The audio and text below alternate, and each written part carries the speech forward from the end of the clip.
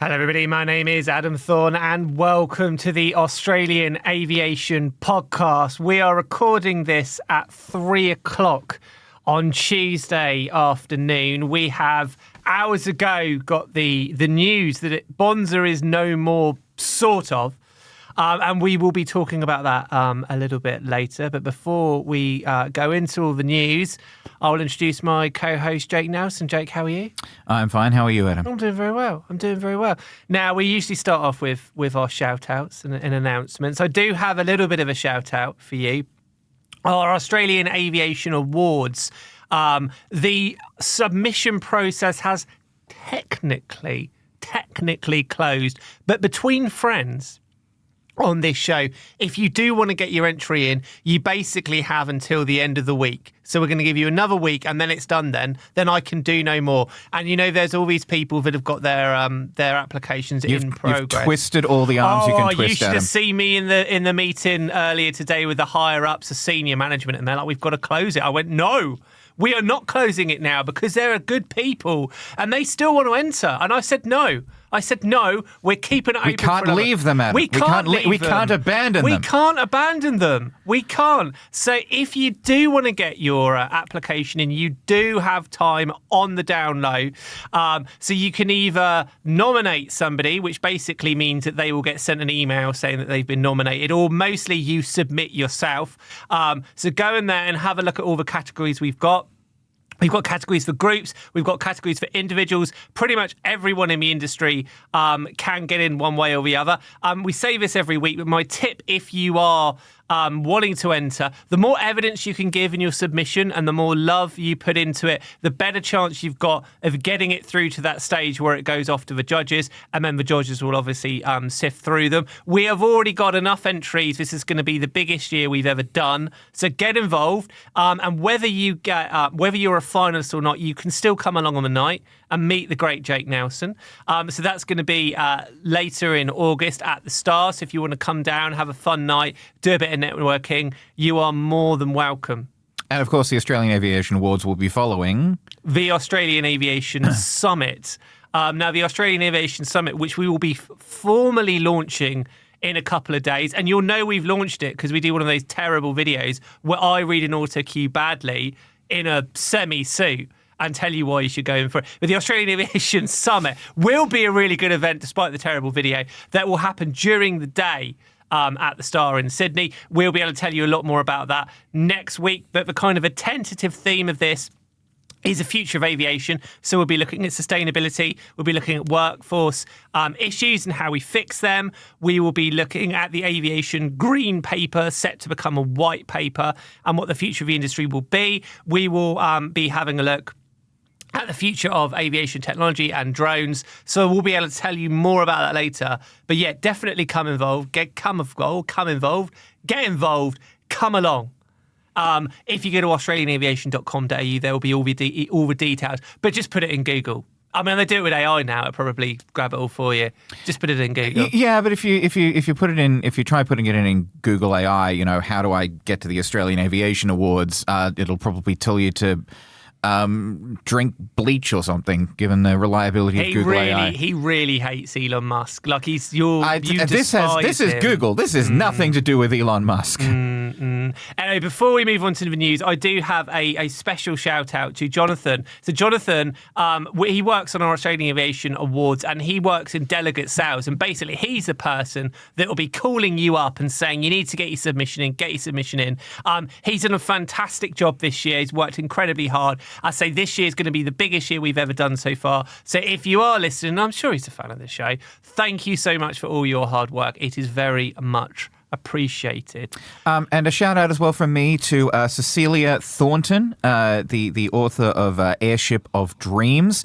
You listeners may recall last week we had a special podcast interview with Cecilia Thornton about the R101 disaster, the airship disaster that spelt the end of the British airship industry. You were going to say the end of the British Empire. Well, of course. No, the end of the British airship industry. The British Empire was already starting to decay and crumble by that point. But Yes. So Cecilia Thornton and Marge Stewart from Leaves of Gold Press have sent in some wonderful feedback on that episode. Marge said, grateful you gave Cecilia the opportunity to talk about the book, and I hope this poignant and moving true story has enriched your listeners. And Cecilia says, wonderful job you guys have done with the Airship Podcast episode. Thank you so much. We're all delighted by your presentation. Thank you to Marge and Cecilia for that opportunity. It really is a fascinating story. It's a fascinating story because it's one of these stories that's sort of been forgotten in history. These extraordinary large airships, the British Empire decided that they would use to kind of ferry people around the world. And basically she's written a bit. Was it her granddad? Was it her grandfather? It was her grandfather, right, Will Palstra. Yeah, so basically he was a bit of a legendary figure, and he was one of the kind of the few or the handful of people on this airship that when it went down, and they kind of deemed it like the Titanic of the skies. And so she's kind of written the story. Later overshadowed by more prominent disasters like the Hindenburg. Yeah, it's still a bad disaster though. Yes, but it's almost a forgotten... Yeah, exactly. And what I think is amazing is that, I say, it was a bit of forgotten in history. She's the research in it is insane. The time she's put in, not only to talk about the story of the airships, but the story of her grandfather as well. It's well worth checking out, as well as that being a podcast. We've also got a written feature that you did on that as well. That is in the new edition of the Australian Aviation Magazine. The Australian Aviation Magazine, and you can find out more and subscribe again, australianaviation.com.au. The magazine, if it hasn't already landed on your doorstep? Yes, doorstep. Yeah. It would have landed imminently. We're going to be making sure they go online this week. So if you are a digital subscriber, you will get them in all their glory imminently too. Right, so that's the shout-outs over. Let's steam into the week's news. So today we found out that Bonza sort of is no more, but may still have a future. It's all a little bit concerning, but some very bad news today. Jake, bring us up to speed on where we are. Yeah, so Bonza's administrator, Hall Chadwick, today said that it did not... The deadline for binding offers to buy Bonza was on Friday the 7th. Hall Chadwick said it had been speaking to a number of interested parties, but none of them had made a binding offer by that time. As such, all Bonza staff have now been sacked. Because the administrators had to make a decision. They could not keep leaving the staff in limbo, and all the future flights have been cancelled to provide certainty to customers. So the staff were told at a meeting this morning that their jobs were all going, which obviously is devastating news for them. 300 people have just lost their jobs. And it's a big blow to the sort of the aviation industry as well, because as the TWU has pointed out, how many of these people are now going to call it quits on aviation? Given that the general vibe seems to have been that so many of these people believed in Bonza, and they've basically been left in a holding pattern, so to speak, for 2 months while they've been waiting to see if Bonza is going to be saved. Yeah. So what happened as a bit of backstory is that the staff kind of weren't paid for April onwards, effectively, and they were and still are kind of in this limbo position, because at the time, if you had a full-time job and you left and got a full-time job elsewhere, that means potentially it would have been more difficult or perhaps impossible for them to get that back pay, because rather than being a current employee, which puts you the kind of which allows you to get the fair entitlement guarantee from the government, you would be another creditor. So these people were unable to go and get a job elsewhere. There is a sliver of a silver lining in that now that they have officially been sacked, they are free to go and get jobs elsewhere, to get full-time work, maybe with Virgin or Jetstar or Qantas or Rex or another airline as airline employees, if they choose to stay in the aviation industry, and we hope they do. They are free now to go get another job, and it will not impact their entitlements. But the problem is, at the moment, is that because they've not actually liquidated the company, because it's still somehow an entity, until a potential liquidation happens, they're not going to be able to access that fair entitlements guarantee. And the problem is, so that the fair entitlements guarantee, for those of you who aren't aware, which is actually a brilliant Australian policy that basically says if the company sort of goes under and you lose your job, the government will pay you your salary, all your back pay, your holiday, your sick pay. They will pay that for you. And they will at some point get this. But obviously, it's now going to take a long, long time for that to happen. And if you're living, I say even paycheck to paycheck, but I mean, how many people can survive 2 or 3 months out of work, not even being able to get another job? It's going to be a long time for them to get this money.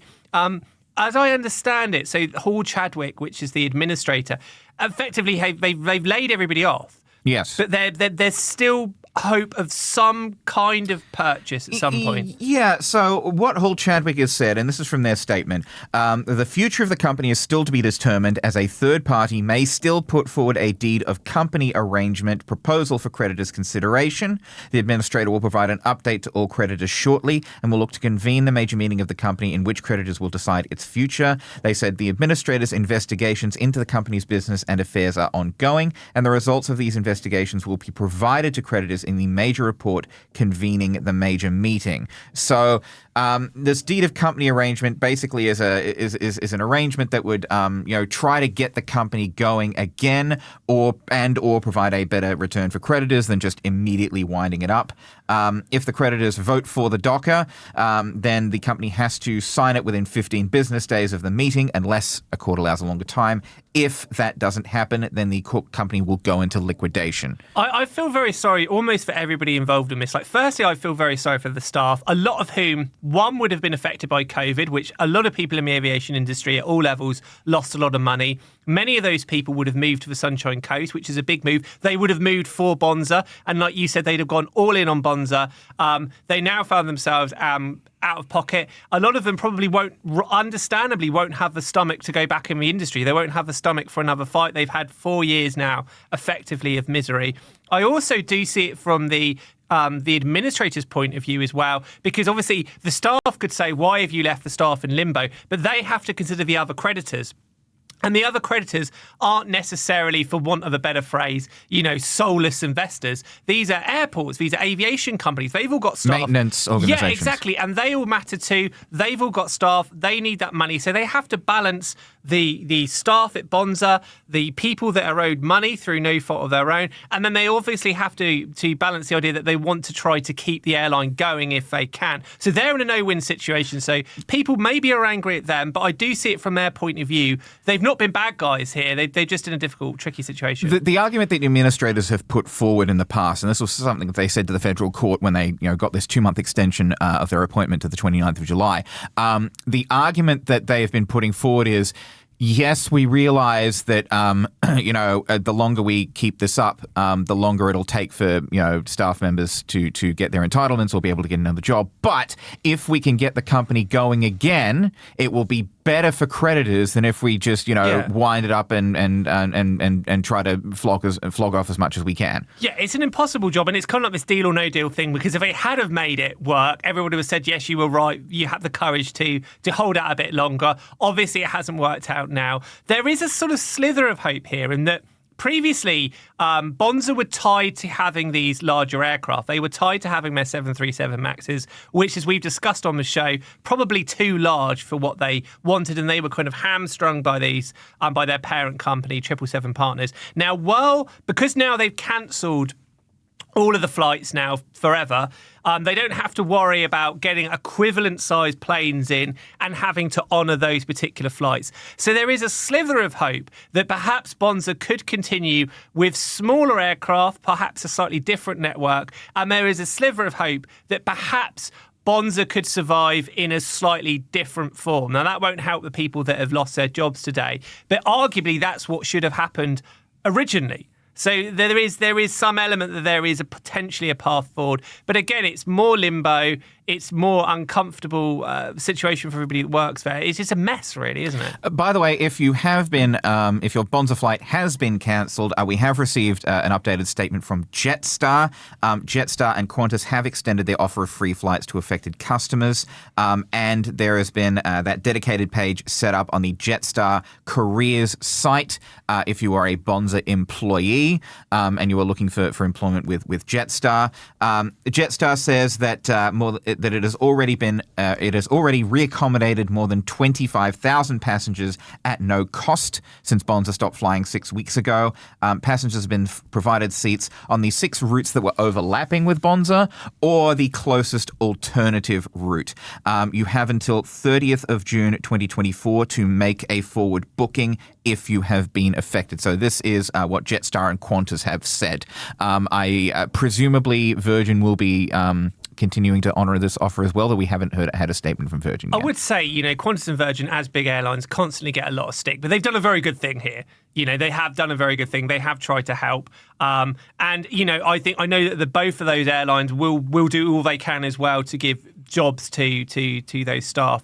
Now, the other aspect of this story is we've heard, and in fact, nobody's heard a peep out of 777 Partners, which is essentially the parent company or the owners of Bonza. Now, I wrote a story last week because we've been off this show for a couple of weeks. 777 Partners, when Bonza's aircraft were sort of taken off them, were repossessed effectively. Within hours, 777 Partners made a payment to Everton Football Club, which is a Premier League football club, because they were in talks to buy Everton. And they had like a kind of a year-long exclusivity period. So it looked like they were prioritising that deal over Bonza. We now found out in the last week that year-long exclusivity period has come to an end. So that deal is now fallen apart. So we don't have any inside knowledge, but it looks like 777 Partners are a bit of a mess at the moment. We've had what do you mean nothing. At the moment, Adam? Well, yeah, there's been a mess for months. But certainly what I would say, and we don't know the financial details, but from a moral point of view, that nobody from 777 Partners appears to have come out and fronted up over this. It's disgusting. And it is disgusting. And I have I'm going to rant here, Jake. I've just started, right? One, it's disgusting. And I do feel, and again, we don't know the details, but I do feel very sorry for the Bonza kind of executive team or for their senior people, because it feels like they've been thrown under a bus because Tim Jordan has had to face the music here. He's had to go out there and he's apologised. And he really, this is something that appears to be above him. And it just feels all very wrong. I can't almost imagine another example of a situation like this where there's just been radio silence. And if you're those senior management along with the staff, you've every right to feel furious about this. Well, they're having 777 Partners are having the pantsuit off them at the moment. There's lawsuits that have been lodged against 777 Partners. Leadenhall Capital Partners, this London-based asset management company, is suing 777 Partners. This lawsuit alleged that the founders of 777 Partners, Josh Wander and Steve Pascoe, quote, are operating a giant shell game at best and an outright Ponzi scheme at worst. And if you delve into 777 Partners, you really, really look. These guys look. They look very bad. This looks like a really, really shady outfit. But I would say in sort of defence, because the accusation against Tim Jordan, there's an element of fairness. This is you joined up with these people, and you should have known better. And I hear that, and I think that's. I get that argument. But at the same time, lots of other reputable companies got involved with 777 Partners as well. So they, a year ago or 18 months ago, this was not the narrative. So again, like Everton Football Club, massive deal back home in the UK. 777 Partners were looking to buy them. They're not idiots. The Melbourne Victory here as well. Yeah, exactly. So you could say that he made a mistake, but at the same time, was he to know? Were these senior executives to know? And ultimately, 777 Partners were the ones that invested in Tim's idea and got them the planes. As he talked openly to you about it as well, like there was one time that Tim appeared on the show and he's like, I had this idea for 10 years. We believe we can make it work. Local investors weren't that keen because they were terrified by the kind of duopoly of Qantas and Virgin and how they were fitting. 777 Partners said, here's the planes. Here's the backing. So I completely see where he's coming from. And we have spoken about this on the show quite a few times, but the saddest thing for me is that the narrative has been and will be in the kind of mainstream press that the Bonza was always doomed to failure. This was never going to work. But all the evidence that we have seen showed, but actually they were making a very, very good fist of it. All these routes that people said would never work were working. And yes, they weren't breaking even immediately. They weren't turning a profit, but they were never expected to. It was always going to take years to build this up. So I suppose the question is, what happens next? Because regardless of whether anybody comes in for Bonza in whatever form it may take, there are new, exciting routes out there that potentially other airlines can come and fill. And people want to fly these routes. Yes. We've seen that people want to fly these routes. And you would hope that maybe an airline like a Rex or a Jetstar even might come in. If you're living in Rockhampton and you want to, fly cheaply out of Rockhampton, you might be hoping that, some other airlines might come in and pick up the routes that Bonza has left on the table. Yeah, and I think that it felt, one of the things I find extraordinary is that this idea of point-to-point travel, which to do my usual blurb, means generally flying from a smaller destination to another smaller destination, or flying more unusual routes, which basically stops your capital city layover effectively. Everyone said it will never work, but it's worked in plenty of other countries. This is not an unusual thing. And the argument is it will not work in the Australian market. But I think Bonza are making a good fist of it. I think they were in a good position to grow. Obviously, if you could have gone back in time, you'd have a more diverse fleet, maybe some smaller aircraft, maybe 1 or 2 737s. If you'd have had more freedom in the planes they'd chosen, it could have worked better. But you'd like to think this point-to-point model will succeed, because there's an almost sneering attitude towards people from the regions or from more remote areas. Oh, they won't want to do that. But the Bonza prove that's rubbish. Yeah, it's a really sad situation that essentially we may now never know. No. What might have become of Bonza, owing, you have to conclude in no small part, to the shenanigans of a parent company that I've said before and will say again did not have this airline's best interests at heart. No. I would say if you worked at Bonza, you want to get in touch. If you listen to the show, you can send us an email, media@australianaviation.com.au. We're very eager to hear from people what their experiences have been. I know a lot of Bonza staff, as we said, are very loyal to the airline. If you want to get in touch, we're all ears. Okay, welcome back. So we spoke there about all the troubles that Bonza have had, but Rex, is another smaller airline, have quietly made, or appear to have made, quite a success of flying their 737 routes. We've had actually quite a major shake-up of the Rex top team this week. Jake, tell us a little bit more. Yeah, so for the longest time, Rex has been led by its executive chairman, Lim Kim Hai. But Lim Kim Hai is now stepping back. And Rex is, for the first time, appointing I believe it's the first time, appointing a local CEO. So Neville Howell, who has been the chief operating officer of Rex for the last 10 years, has been appointed the CEO for an additional 2-year term. Deputy Chairman John Sharp has been appointed as the non-executive chairman. Lim is going to stay with Rex as a non-executive director and a significant shareholder. A bit of background on Neville Howell. He's been with Rex and its predecessor Hazelton Airlines for 34 years, so he is very, very experienced with Rex and what it does. And it is, as you say, Adam, a pretty major shakeup in how Rex is run. John Sharp, of course, he's been on the podcast numerous times. Friend of a show, as they say in the radio business. He is known for his... can we say acid tongue? Razor sharp wit. He's colourful commentary. Yeah, and he loves it. He loves it as well. He's a genuinely very, very witty man with a gloriously dry sense of humour. And he's very, very good at getting them headlines. I also think he's quietly done a good job at making things happen. So it's going to be intriguing to see how this new setup works, because technically he's in a non-executive role now, but I can't imagine he would be stepping back entirely from a limelight. That's too good a waste of a talent. But we're obviously going to be seeing and hearing a lot more from Neville, who goes back with the company for years and years and years. So it's going to be very interesting to see how that works. Rex have also, and this might have been from a couple of weeks ago, launched some new routes as well. Yes, we spoke about this on the Australian Aviation Podcast at the Space Summit. Yes, we did. That's all a blur. But yes, for those of you who didn't tune in a couple of weeks ago, Rex has launched a couple of new routes, heading to Perth for the first time interstate.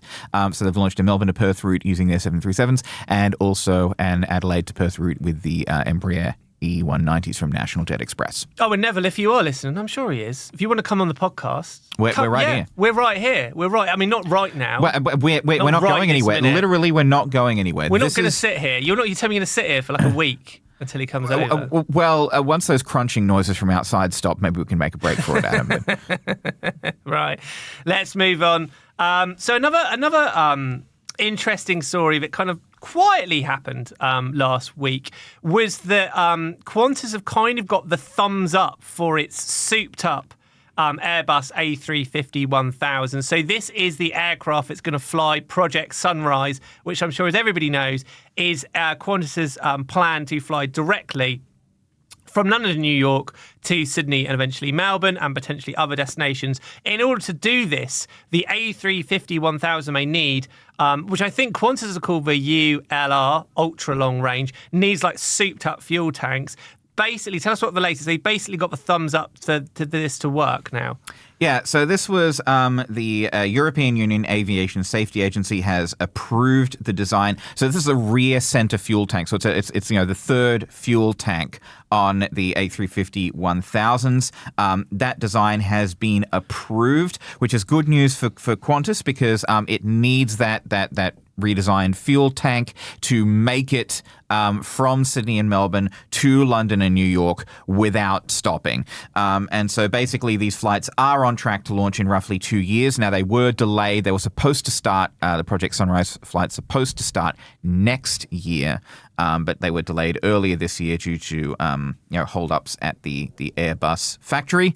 But the new Project Sunrise A350s are the fuel tanks are good to go, essentially. The fuel tanks are good to go. I would imagine we're going to be on that first flight. You'd like to think so, wouldn't you? You'd like to think so, Adam? Yeah, and it'll be done fairly. Like, I'll be in first, you'll be in premium economy. It'll be great. Well, maybe we can both split the difference and go business. How's that? Yes, but this was, confirmed at the International Air Transport Association's annual general meeting in Dubai, which we haven't. Where was our invite? Yeah, lost in the post. IATA, come on, we are Australian aviation. We are Australian. Australian aviation. How dare them snub us like this? Well, we are gods. Adam. We are gods to them. We are. How dare they? Don't they know who we are? Don't they know who we are at all? Who do you think you are? Well, I'll make it very... Do you control all aviation in the world or something, International Air Transport Association? Look, you can do this the easy way or you can do this the hard way. Now, the easy way is that they just get us to the next conference, put us up. The hard way is we will... Complain a lot. Because Adam is British. Yes, and I will send a very strongly worded email full of lots of very passive-aggressive sentences. Oh, I can read it now, Adam. Dear sirs. No, wait. Sirs. Yes. Yeah. And I will send it to multiple people. And it's just going to be regards. It's going to be regards. No kind regards. No, just regards at the end.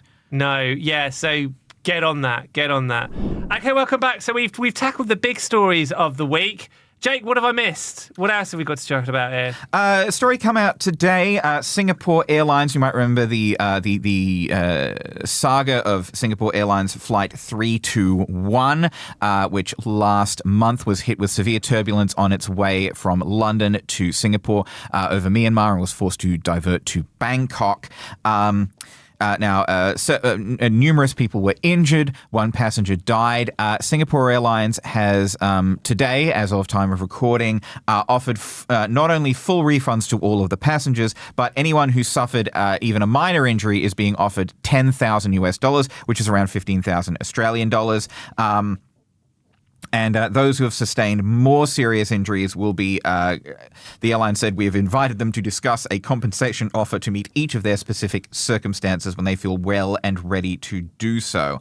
Passengers who've been medically assessed as having sustained serious injuries that require long-term medical care are being offered an advance payment of $25,000 to address their immediate needs.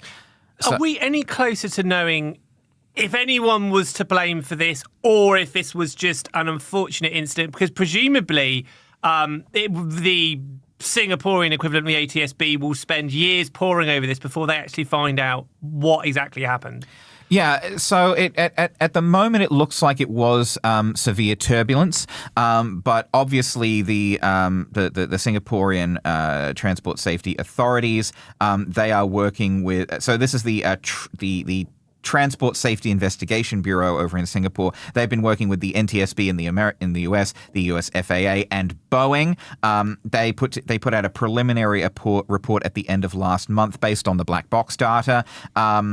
And so they are looking into this incident, and presumably we will hear more from them eventually. But it was by all accounts a very harrowing experience for those who were on board. So being offered $10,000 should help matters. The question is that all they're entitled to? Yeah, I'm not an expert on that. It does look like they're kind of getting ahead of the situation and going on the front foot. But it's just it feels like whatever the findings are, this was an incredibly unfortunate incident. It obviously got an awful lot of mainstream attention. Fasten your seatbelts throughout the whole aircraft. Fasten your seatbelts. Of course, if you're going to the bathroom, or if you're standing up, if you need to stand up for whatever reason, or if you're a flight attendant pushing a trolley around. Don't know. No, thanks for that. Yeah. You can't exactly fasten your seatbelts then, but just a very, very unfortunate occurrence, and it's a miracle that only one person died, and that was of a heart attack, I believe. Yeah, because obviously there's going to be people that are directly injured by this, physically injured of it. But like you said, it is genuinely a harrowing event, because everybody there will be mental trauma. Yeah, there will be mental trauma. One, because at the time you probably thought you were going to die. You're watching people getting flung around the aircraft. It's not the sort of thing, that's a world of PTSD for everybody on there. It is it is a very, very difficult situation for everybody on board. Yeah, it absolutely would be. Sort of, if you were on that flight, then we wish you all the best of luck in your recovery. Yes, right. Now let's have some good news. It's all been badish news. It wasn't been bad news. The Rex thing wasn't bad news. And the Qantas thing. All right. So there's been a 50-50. It's been a mixed bag. Mixed bag. Let's. We say this every week. We get involved in this business to put smiles on faces. We try that again. Smiles. In people's... No, you got to say it. I know you don't want to. Smiles. We're going to keep going. No, smiles on faces. Right. We'll go again. Smiles on faces. Yeah, well, you got there. There you go. Anyway, smiles on faces. So, what put a smile on the face of Victor Poddy, our number one plane spotter, was what, Jake? Was the arrival of Jetstar's 13th A321neo. Now, this is VHOYF, or VHOIF, if you prefer. VHOIF. It arrived in Melbourne on the evening of the 10th of June, following its ferry flight from Toulouse via Muscat and Kuala Lumpur. It's going to go into service within the next few days after undergoing standard checks and modifications. This follows the arrival of the 12th A321neo VHOYK, or VHOIK, on the 2nd of June. So 2 new A321neos have been added to the Jetstar fleet this month. Jetstar is expecting another 5 of these planes by the end of the 2024 calendar year. They've got a total of 38 A321neo LR and XLR aircraft that they have ordered to arrive by 2029. They've also ordered an initial 10 of the A320neos to replace the current A320 CEO fleet, and the first 5 of those are scheduled to arrive within the 2025 financial year. And big shout out to, as ever, Victor Poddy, who... The indefatigable. What? Indefatigable? The indefatigable. What does that mean? He cannot be defatiged. Well, I don't even know what defatic means. Indefatigable. Indefatigable. I've got a very small vocabulary. Anyway, the point It means persisting tirelessly. Yeah, and that is, yes, actually, this is why I know vocabulary. That's exactly what he does, because he's always there, wind, rain or shine, big aircraft comes in. The incomparable, indefatigable, invincible Victor Poddy. Yeah, no, anyway, yes, to all of those, possibly. But Victor, no, thank you so much. We do really appreciate it. Half the photos on our website are from Victor Poddy. He's always there. He's a machine. He is a machine. I don't even know how he knows about a lot of his flights. That's what I would... I mean, he's probably got insider knowledge. It's possible that he has some kind of clairvoyance. Or perhaps a super premium membership of Flight Radar. Perhaps. Like the sort of, the under-the-counter stuff. Yeah, clairvoyance or some, manner of oracular abilities relating solely to aircraft. So you're making another one of your... He's another character in this bizarre show now, joining with Dread Enoch and... What are we calling Jordan now? The Jordan the Great. Jordan the Great, It's very possible. Welcome to the circus, Victor. Welcome to the circus. Right, we've probably got time for one more story before we finish up. Jake, dealer's choice. What do you got for us? So one more story, you say? Well, let me just find a really fantastic story. He's filling dead air. Good work. You're gonna love this story when I bring it to you, Adam. Yeah. The story is that Qantas, on its domestic flights, has launched group boarding procedures. Oh, big one! Yes. Big one. So this is the quite possibly the biggest change to Qantas boarding procedures ever, at least in a while. In a while, we'll take that. So it's rolling out group boarding across domestic 737 and A330 flights from Brisbane, Sydney, Melbourne, and Perth. Following what Qantas says is a series of successful trials. So the way group boarding works is that instead of boarding all at once, passengers are going to be put in a group based on what cabin class they're in, their frequent flyer status, and their seat position. And your boarding pass will tell you what group you are in. So at the gate and through the Qantas app, you will be alerted when your group is ready to board, and the scanners will not let you board before your group is announced. Now, I think this has been used in places like the US for quite a while now. This is really the first time that group boarding, to my knowledge, has been used by an Australian domestic carrier. I think we do get them on international flights, but domestically, group boarding, this is something new. Now, I understand the point is to make an easier entrance onto the aircraft and speed things up a bit. But I'm always confused by people that want to get on the plane first and also that want to get off the plane first. Why? What difference does it make? It doesn't make any difference at all. Getting off the plane first means get but to... But does it? No. This is nonsense, right? Because basically, if you're checking in luggage, which I always am, right? Because a backpack's never enough, right? So you're only going to get out of the airport when your suitcase comes off the treadmill. But if you only have a carry-on, Adam. If you only have a carry-on, you're going to get off the plane first. It's only different. See, like, obviously, I'm British, so I'm more polite than you'll ever be, right? So we're polite people. For me, I'm more than happy if somebody's trying to get off. I'm like, by all means, go ahead. People that are scrambling to get off, I don't understand it. You get with some of these Ryanair flights and stuff, and people they're just... I mean, in fairness, Adam, you would want to be the first off the Ryanair flight because it is a Ryanair flight. Yeah, it is a Ryanair flight. Yeah, I get that. But it's just, I just find it, kudos to Qantas for trying something new. And you want to, have the chance finally to get out and stretch your legs. You've been cooped up in cooped up? Cooped up in your plane. Cooped up in economy. Cooped up in economy for hours. Up. So just to recap, you present, I like to think, very popular aviation podcast, and you're describing travelling on a plane as being cooped up. Well, if you're in economy, Adam. If you're in economy, Adam. Well, I mean, I'm always in economy with my people, of course. I mean, I'd rather fly in economy, get more of a feel for the experience, and you're using the words cooped up. On the one hand, you want to be invited to the IATA conference. Well, they're not going to have you there if you use phrases like cooped up. Well, maybe, Adam, maybe they need someone who is not afraid to tell the truth. To speak truth to power. To speak truth to power, who is fearless about the upcooping of our passengers. The upkeeping. Yeah. Wow, I mean, I love every aspect of flying, so no cooped up here. Right, now, at this point, usually I would wrap up the show, and it's at this point I go to wrap up the show and you interrupt me and go, there's one more thing. And we have this charade. So I'm going to attempt to end the show now. Are you going to interrupt me with something, yes or no? I want to get that out there, legally binding. Yes or no? No. I didn't have anything in mind. No, he's going to do it anyway. But this is going to keep me on edge. On that note, we are going to finish up the show. And I'd like to, it could come at any point. I'd like to thank my co-host, Jake. Thank you very much. Thank you, Adam. And thank you very much for, you're not going to do it, are you? Oh, you're awful. Oh, you can't win, can I? Anyway, the point is we're going to finish up the show. It still could come. We're going to finish up the show. We will be back here the same time next week. But for now, from us, goodbye.